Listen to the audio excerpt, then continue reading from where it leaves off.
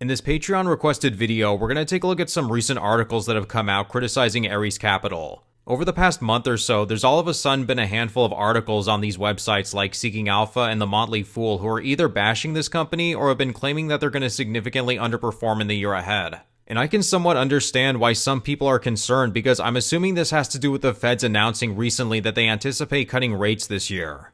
And in some ways, we don't fully know what to expect from that, but there are some assumptions we can make based upon past performance and just what exactly business development companies are designed to do in the first place. If you're watching this video, I'm going to assume that you either currently are an investor in ARCC or you hold some other BDCs in your portfolio. ARCC Capital is one of the oldest business development companies out there, and they're also the largest publicly traded BDC in the world. As of last quarter, they reported having an investment portfolio of roughly $21.9 billion, which is far bigger than the second largest BDC, which is FS KKR Capital. They've been publicly traded since 2004, and I'd honestly say that they're probably considered to be the gold standard in this sector. They're one of the most popular investments for income investors, and I myself have a 5-figure investment in this company. On December 17th, an article was published on Seeking Alpha by an author who says ARCC Capital used to be his favorite BDC, but isn't any longer, and he says he recently sold all of his shares of ARCC Capital. The author outlined 3 reasons why he decided to sell his shares, and I'll give my opinion on each one. The first argument against ARCC is that a potential recession along with interest rate cuts could result in poor performance for ARCC Capital. The author rightfully acknowledges that this isn't just a unique problem for this company, but for all business development companies. He also states in the article, I recently sold several of my BDCs in addition to ARCC, given my conviction that the forward macroeconomic outlook was unfavorable for them. So let's consider this point Samuel made. If there is a recession, is ARCC Capital likely to suffer? And my answer to that question is yes, ARCC Capital would most likely see revenue fall in the event of a recession. But that would also be the case for every BDC in the sector, and that would also be the case for every financial stock, and that would also be true for almost every publicly traded stock out there. When there's a recession, there's practically no sector, whether it's financials or funeral homes, that isn't impacted. I think the question here though is it a good idea to sell all of your shares of this stock with the expectation that a sizable recession will hit? If we look at analysts' expectations, we can see economists have actually been a little more positive recently compared to a year ago. In a recent article on CNBC, experts are now predicting either a soft landing or a mild recession in 2024. At the start of last year, economists were almost unanimous in saying that a recession was coming in 2023, but that ultimately did not happen. There was no recession last year. So now economists are now saying that things aren't going to be as bad as they originally thought in 2024. It now appears that a soft landing is much more likely to happen, which is defined as a period when economic growth slows down but the economy does not enter a recession. That likely would result in potentially more loans going on non-accrual status for ARCC's portfolio. But on the other hand, there's another side to this coin to consider, which are interest rate cuts. The other part of this argument made by the author is that interest rate cuts are going to result in lower income on ARCC Capital's investments. Roughly 68% of ARCC's investments are in floating rate loans, which is actually a lot lower than other BDCs like Blue Owl Capital Corporation and Pennant Park. With floating rate loans, when interest rates rise, then the borrowing company has to pay the issuer more interest on their loans. This has been happening all throughout 2023, and it's the reason why so many of these BDCs have been paying a lot of supplemental dividends to shareholders. They've been earning a lot more income on their loans, but when rates get cut, then this extra income is likely to dry up. The good news though is that when rates do get cut, although the extra income will go away, it could result in borrowers being less likely to default on their loans. These middle market companies that come to BDCs in the first place will find it easier to pay ARCC Capital, and that should hopefully result in fewer companies defaulting. Now, of course, if interest rates do get cut and the loans become less expensive for these companies, if there is a serious recession and people stop buying as much, then that could still cause more defaults. In this situation, the only thing we can really do is look at a BDC's track record and make a judgment from there. With BDCs, they mostly invest in companies that aren't public, and therefore they don't publicly release their financial statements. There's always some amount of faith we have to put into a BDC when we invest, and that they're picking good investments. That's why track record is especially important for BDCs, and ARCC Capitals continue to have one of the best in the industry.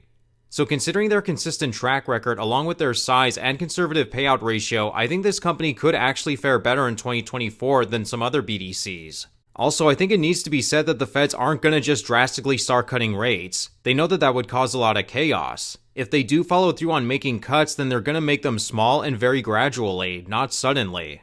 So in summary, the first argument made by this author I think does have some truth to it, but I don't believe that this is a good reason to dump this company. The second point made is that ARCC is a little overvalued. According to the author, as a value investor, valuation means a lot to me, and ARCC's valuation is not particularly compelling at the moment. Samuel states that ARCC's price-to-book value ratio, along with macroeconomic conditions and the fact that their expense ratio is one of the highest in the BDC sector, are reasons to sell this stock. In a couple areas, I think the author does make a good argument here. If we look at their stock's share price, we can see Ares is currently trading near its all-time high. In a video I released about 2 weeks ago, I did not include BDCs as a sector that I think will see a large amount of growth this year because so many of them are currently trading near record highs already. We need to ask though, is this a good reason to dump all of your shares of this stock? If you're retired and currently living partially or completely off dividends, you likely can't afford to sell all of your BDCs and wait until their valuations go into discount territory. I'd argue that even if you could, you shouldn't, because this would be trying to time the market, which I completely disagree with. I would never suggest that someone stake their future income on trying to predict movements in the stock market. It's always better to be a buy and hold investor for the long term, which study shows is the best way to invest. Nobody can predict the market consistently over the long term. If on the other hand, let's say you need to sell shares of some stocks for some extra cash or you need to adjust your portfolio, then for BDCs, right now might be a good time to do that. But I'd advise against selling everything to wait for share prices to fall, especially if you need that dividend income now or very soon. In terms of the point made on the high expense ratio, I get that this is a valid point for a lot of people. My opinion, as I've stated many times, if an investment either provides great results or functions in a way that I want it to, then I'm willing to accept a higher price for it. Ares Capital has provided an average annual return of over 13% since their IPO, which is better than the S&P 500.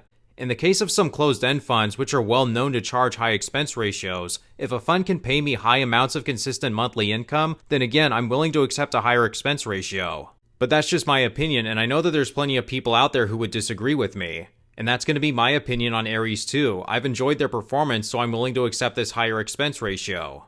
Their final point made in this article is one I basically went over earlier in this video about their floating rate loans. The author states that Ares' portfolio isn't as defensive as other BDCs, which I'd personally disagree with. He points out that compared to their peers, ARCC holds less senior secured loans than others. This again requires us to put some faith in the company and that they know how to pick and manage their investments. And I'd argue that Ares Capital has done really well in this area. The management team at Ares Capital isn't naive, they know that interest rate cuts are coming. One of the best ways to know what the management team is thinking is to listen to their latest earnings call. During their last earnings announcement, the company sounded pretty confident that they'll be able to do well whatever interest rates will be going forward and that they'll make adjustments as needed depending on economic conditions. Currently, Ares Capital's non-accrual percentage was 1.2% as of last quarter, which is far below the BDC average of 2.2%. This is again a good reflection of just how well they've done in picking investments. I think it's also important to mention that this is one of only a handful of BDCs out there that have actually gone through a serious recession. ARCC went through the financial crisis unlike the majority of BDCs out there today. This management team knows what to expect in a recession, which if there is one, it isn't expected to be anything remotely close to what we went through in 2008. So in summary, I politely disagree with Samuel's conclusion. He's a very smart investor and he does make some valid arguments in this article, but I'm not convinced that his arguments are strong enough to warrant selling out of this company. The biggest argument against this stock is the potential of a recession, which would be felt across the whole BDC sector. And if there is a recession, would you rather stake your money in the oldest, largest, most experienced management team or literally anything else? If you do decide to sell out of all of your BDCs, where else are you going to find a largely stable 8 to 10% yield on your money? There aren't too many options out there that exist. I obviously can't guarantee that Ares or BDCs in general won't cut their dividends in the event of a recession, but I see no reason to think that that'll happen with Ares at this point. But with that being said, that's going to conclude today's video. If you're interested, feel free to check out my Patreon where you'll find an Excel sheet of all of my holdings updated monthly. Plus it'll give you access to our Discord channel where we discuss higher yielding types of investments.